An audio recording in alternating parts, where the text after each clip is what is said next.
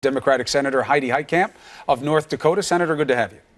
Thank you, Chris, for having me on. So I don't believe you about the bipartisanship. Make the case to a skeptic about where there is actual proof that the left and right may come together.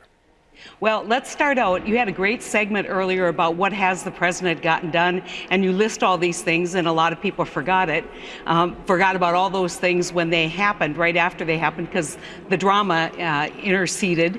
But let's take a look at what the Senate has gotten done. We repealed No Child Left Behind in a huge bipartisan vote. We were able to amend the Toxic Substance Control Act, which hadn't been amended since 1970. And so there are things that actually happen in a bipartisan way, because they usually happen in a bipartisan way. They don't generate a lot of drama, they don't generate a lot of controversy, and they go along unnoticed. And I've got a great example. One of the most contentious issues we face is carbon constraints and CO2 regulation, right?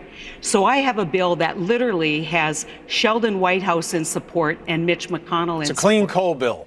Yeah, well, it's a bill that would provide tax credits for carbon capture, utilization, and sequestration.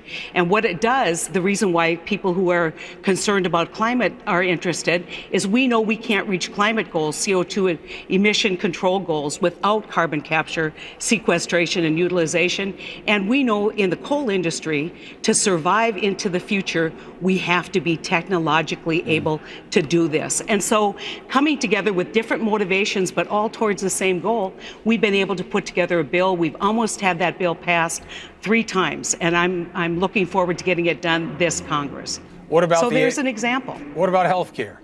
Big ticket item. I think health care. We got off on the wrong foot on health care because the process that was selected was too limiting in terms of what you could do.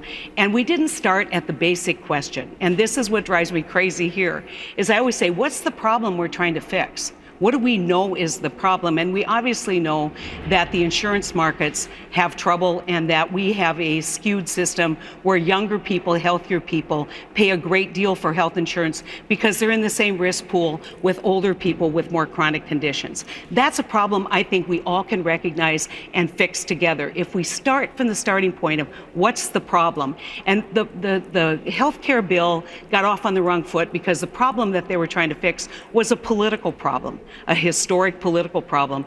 I have seen nothing but broad reach across the aisle on what are we going to do to stabilize the markets, and then let's have a conversation about health care and what we're going to do to deliver a high-quality health care product at a lower cost. But what about all the Republicans who campaigned for years on getting rid of Obamacare, that was a non-starter? The president keeps beating them over the head with that promise.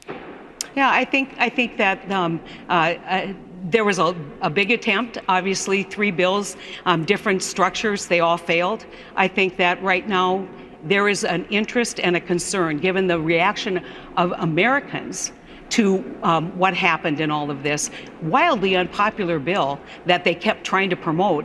That didn't work. Let's work at fixing the problems. It's not about rhetoric anymore. It's about health care. So let's fix the health care system, and I think there is broad bipartisan support to do that. How about the immigration bill that the White House just got behind? Do you think it has a chance of passing and makes the words from Emma Lazarus on the foot of the Statue of Liberty something that was just an add-on that should be waved away?